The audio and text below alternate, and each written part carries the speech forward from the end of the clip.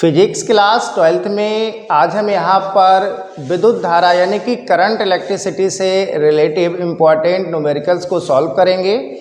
और यहाँ पर जो भी हम न्यूमेरिकल सॉल्व करने वाले हैं, क्योंकि ये आपका करंट इलेक्ट्रिसिटी का फर्स्ट लेक्चर होगा न्यूमेरिकल्स का, और यहाँ पर हम लोग जितने भी न्यूमेरिकल सॉल्व करेंगे ये सभी आपके बोर्ड एग्ज़ाम में पूछे गए हैं। तो देखो हम लोग स्टार्ट करते हैं। यहाँ पर हमने पहला क्वेश्चन लिया है कह रहा है 1000 वाट 250 वोल्ट के हीटर के तार का प्रतिरोध ज्ञात करना है। यानी कि एक हीटर है जो 1000 वाट का है और 250 वोल्ट के हीटर के तार का, यानी कि उसका जो हीटर है वो आपका 1000 वाट का है और 250 वोल्ट का है। क्लियर? हमें इसके तार का प्रतिरोध ज्ञात करना है। तो देखो सबसे पहले हम यहाँ पर देखेंगे कि इस क्वेश्चन में आपको गिवन में क्या दे रखा है।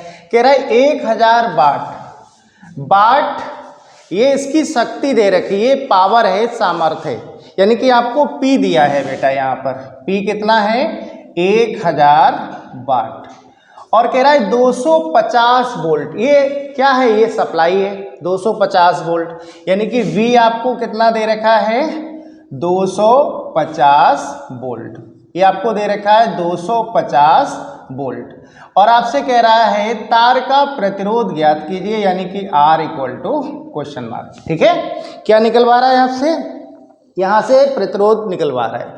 तो यहाँ पर आप फार्मूला क्या लगाएंगे इसके हमने कई फार्मूले आपको क्लास में बताए हैं कि अगर आपको P दिया है, V दिया है, R निकलवा रहा है तो R का फार्मूला क्या होगा। इसके कई रिलेशंस निकल के आए थे।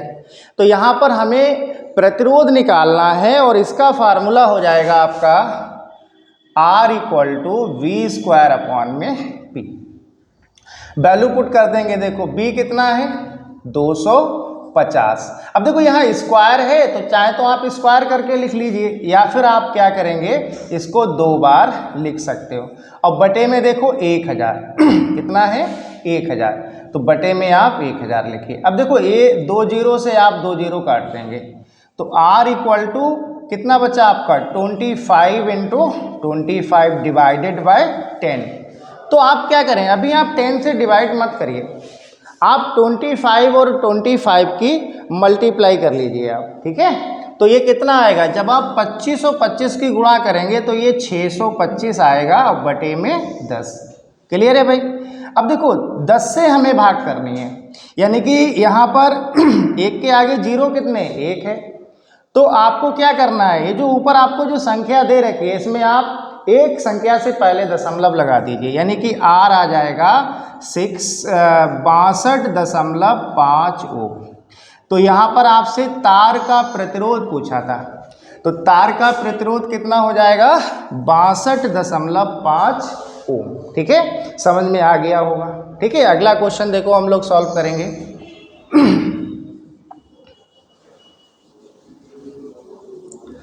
देखो बेटा अगला क्वेश्चन है आपका, कह रहा है 5 किलोवाट के विद्युत हीटर से 15 मिनट में कितनी ऊर्जा व्यय होगी।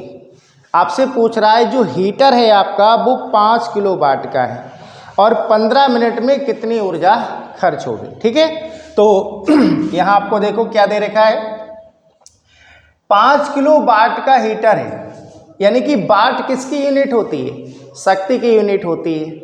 तो P दे रखा है आपको, P कितना दिया है 5000 किलोवाट, 5 किलोवाट कितना दे रखा है 5 किलोवाट।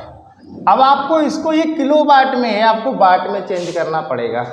तो किलो का मतलब क्या होता है 1000 होता है, तो आप लिख सकते हो 5 × 1000 और ये किस में आ गया आपका वाट में आ गया, या हम इसको P = 5000 वाट भी लिख सकते हैं। यानी कि जो आपके पास विद्युत हीटर है वो 5000 किलोवाट का है। कह रहा है 15 मिनट में कितनी ऊर्जा खर्च होगी। तो समय दिया है आपको T = 15 मिनट, और इसको भी आपको किस में सेकेंड में बदलना पड़ेगा। तो 15 × आप 60 कर देना, ये किस में आ जाएगा सेकेंड में आ जाएगा। कह रहा है कितनी ऊर्जा खर्च होगी, W equal to question mark, यहाँ पर हमें ऊर्जा निकालनी है। ठीक है, तो ऊर्जा का आप फार्मूला क्या लगा देंगे बेटा, यहाँ पर ऊर्जा का फार्मूला लगाएंगे W equals to P into T. Value लगाइए, P कितना है 5000 है और T कितना है 15 इंटू 60 ये है। ठीक है, अब 15 और अगर आप 60 की क्या करेंगे, इसको देखो पहले 5000 हम इसलिए ऐसे लिख रहे हैं, 15 और 6 की गुणा कर लो, 15 और 6 की गुणा करोगे कितना आएगा 90 आएगा। एक जीरो है, आप एक जीरो बढ़ा लीजिए। उसके बाद देखिएगा 9 और 5 की आप गुणा करिए, 9 बचे कितना होता है 45। अब आप जीरो काउंट करिए, देखो 1 2 3 4 5, 5 जीरो हैं तो आप 5 जीरो बढ़ा दीजिए। ठीक है, ये आंसर आ जाएगा आपका जूल में। अब इसको अगर आपको पावर में चेंज करना है, ठीक है, किसमें चेंज करना है, पावर में चेंज करना है, तो देखो हम ऊपर यहाँ पर बता रहे हैं आपको। अगर आपको इसको पावर में चेंज करना है तो देखिएगा आप इसको लिखेंगे W इक्वल्स टू 45 इंटू, देखो 45 के आगे कितने जीरो हैं 1 2 3 4 5, तो आप लिख सकते हो इसको 10 की पावर 5 जूल। ठीक है, तो ये भी आपका आंसर हो जाएगा, ये भी आपका आंसर है। ठीक है, ये दोनों इसके क्या हो जाएंगे भाई, आंसर हो जाएंगे। ठीक है, अगर आप और चेंज करना चाहो तो और भी हो सकता है, अगर आप एक डिजिट से पहले और दशमलव लगाओगे तो ये 10 की पावर 6 हो जाएगा, तो आप लिखना चाहें तो लिख सकते हैं 4.6 इंटू 10 की पावर 6 जूल, ये इसका आंसर आ जाएगा। ठीक है, समझ में आ गया होगा। अब देखो अगला क्वेश्चन हम लोग सॉल्व करेंगे।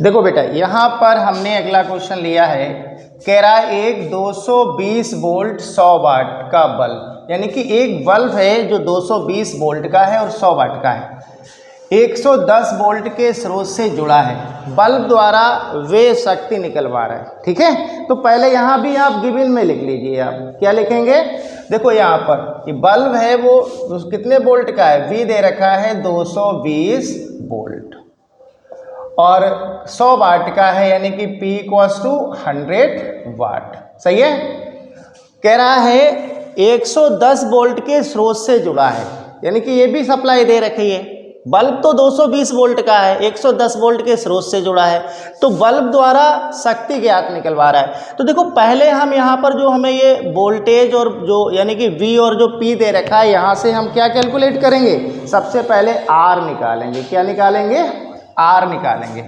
तो यहाँ से अभी हमने आपको बताया था R इक्वल्स टू क्या होता है V स्क्वायर अपॉन में P, और B कितना है 220, तो आप क्या करेंगे 220 गुणे 220 कर लीजिएगा, बटे में P कितना है 100 है, 2 जीरो से 2 जीरो काट देंगे आप। अब 22 गुणे आप 22 कर लीजिए, तो यहाँ से आपको R निकल आएगा, यानी कि बल्ब का आपको प्रतिरोध मिल जाएगा। और 22 और 22 की गुणा करोगे कितना आएगा भाई 484 आएगा, यानी कि 484 ओम। ठीक है, अब उसके बाद क्या कह रहा है, देखो 110 वोल्ट के स्रोत से जुड़ा है, यानी कि अगर 110 वोल्ट के स्रोत से जुड़ा है तो हमें शक्ति निकालनी है, कितनी शक्ति व्यय होगी, कितनी शक्ति खर्च होगी। ठीक है, शक्ति निकालनी है, तो आप लिख लेना यहाँ पर, क्या लिखोगे, बल्ब को 110 वोल्ट से जोड़ने पर, तो यहाँ से हमें क्या निकालना है, P निकालना है, तो P बराबर आप फार्मूला लगा देना V स्क्वायर अपॉन में R, देखो यहीं से आएगा P बराबर V स्क्वायर अपॉन R, और B कितना है भाई, B कितना है, अब आपको रखना है कितना 110 वोल्ट। ठीक है, तो यहाँ पर V स्क्वायर है, तो आप क्या करना 110 गुणे 110 कर लेना, अब बटे में R कितना है, R है आपका 484, इसको आप सॉल्व करिए, 110 गुणे 110 करोगे तो ये आएगा आपका, ये आएगा, देखो 11 का स्क्वायर क्या होता है 121 होता है, 2 जीरो हैं तो आप 2 जीरो बढ़ा दो, अब बटे क्या आएगा 484। तो जब आप इसको सॉल्व करेंगे, ठीक है, तो ये आएगा आपका 25, यानी कि 484 से जब आप इसको डिवाइड करेंगे तो ये P आ जाएगा आपका 25 वाट। ये आप करके देख लेंगे, कैलकुलेशन आप खुद करेंगे। ठीक है, ठीक है। आप इसमें जब आप 484 से डिवाइड करेंगे तो ये 25 वाट आ जाएगा। ठीक है, देखिएगा अगला क्वेश्चन हम लोग सॉल्व करेंगे।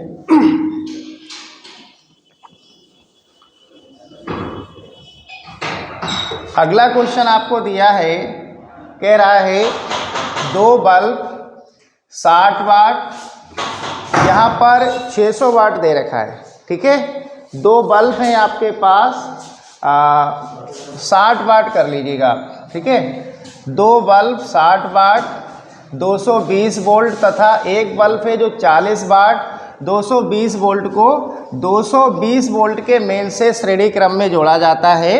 बल्बों की कुल शक्ति ज्ञात कीजिए। यानी कि आपके पास 2 बल्ब है, एक 60 वाट का है और एक 40 वाट का है, और कितने वोल्टेज के हैं? दोनों 220 के हैं। सही है, देखो यहाँ पर समझ गए आप। यानी कि जो पहला बल्ब है, या हम ऐसे भी कह सकते हैं जो पहला बल्ब है उसके ऊपर क्या लिखा है? 60 वाट और 220 वोल्ट। दूसरा बल्ब है उसके ऊपर लिखा है 40 वाट और 220 वोल्ट। क्लियर? तो यहाँ से देखिएगा, अगर हम बात करें, आपको P1 दिया है पहले बल्ब का, कितना है? 60 वाट, और B1 कितना है? 220 वोल्ट। ऐसे ही आपको P2 दिया है कितना? 40 वाट, और B2 कितना दिया है? 220 वोल्ट। क्या कह रहा है?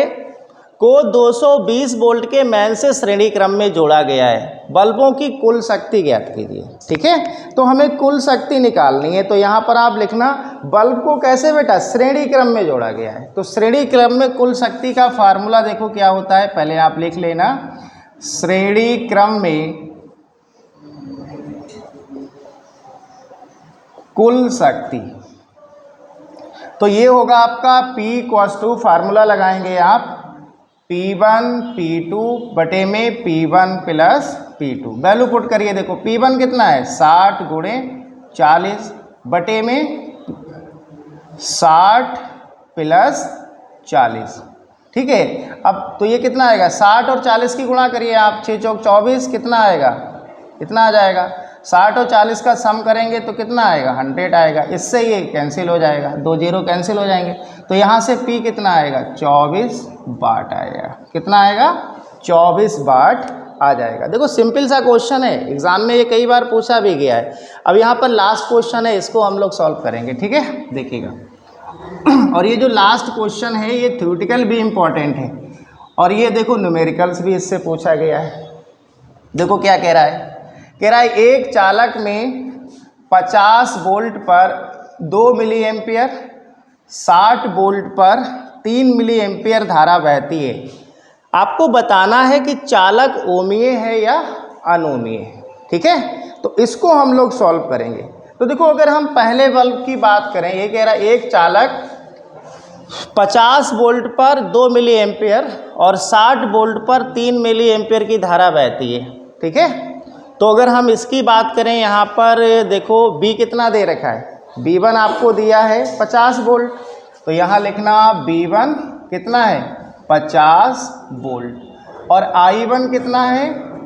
2, देखो यहाँ पर 2 मिली एम्पियर। ठीक है, 2 मिली एम्पियर, तो यहाँ से I1 हो जाएगा 2 × 10⁻³ एम्पियर। कितना होगा? 2 × 10⁻³ एम्पियर हो जाएगा। देखो यहाँ से तो यहाँ हम R1 निकाल सकते हैं। क्या निकाल सकते हैं? R1। तो वैसे नॉर्मली फार्मूला क्या होता है? R = V/I होता है। R1 निकालोगे तो R1 = V1/I1 होगा। अब देखो B1 कितना है? 50, और I1 कितना है? 2 × 10⁻³ ठीक है, इसको ज़रा सॉल्व करिए।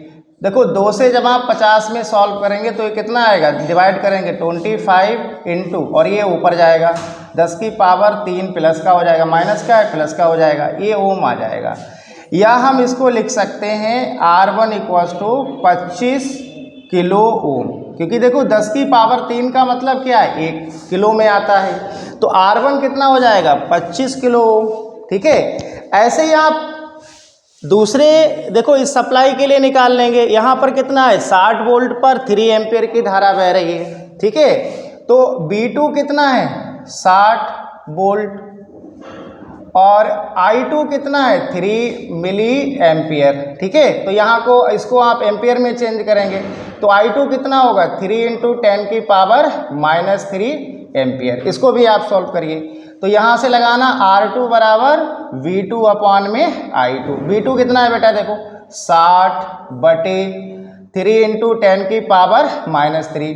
अब देखो ये 3 जब आप 3 से 60 में डिवाइड करोगे तो ये कितना आएगा 20 आएगा और इंटू 10 की पावर 3 हो जाएगा कैसा प्लस का, और ये किस में आएगा ओम में। तो ये भी आंसर है। या हम इसको लिख सकते हैं R2 = 20 किलो ओम। तो यहाँ पर देखिएगा आपके R2 और ये 30 आएगा बेटा। ठीक है, ये आपका 30। ठीक है, नहीं अगर आपका 3 मिली एम्पियर है, एक मिनट, सही है ये। ठीक है, आपका कितना आएगा, आपका ये 20 किलो ओम आएगा। ठीक है, इसको आप नोट कर लीजिए। ठीक, तो यहाँ पर एक चीज़ आप नोट करिए, देखो R1 और R2 दोनों कैसे आ रहे हैं, डिफरेंट आ रहे हैं। कैसे आ रहे हैं, डिफरेंट आ रहे हैं। ठीक है, तो आप लिख लेना यहाँ पर, चूंकि प्रतिरोध कैसे हैं, असमान है। प्रतिरोध कैसे हैं, समान नहीं है, देखो अलग अलग है। अगर समान होते तो ओमीय होता, और असमान है तो कैसा होगा, चालक अनओमीय होगा। चालक कैसा होगा, अनओमीय होगा। ठीक है, तो ये क्लास कैसा लगा आप लोग कमेंट करके ज़रूर बताएं। ठीक है।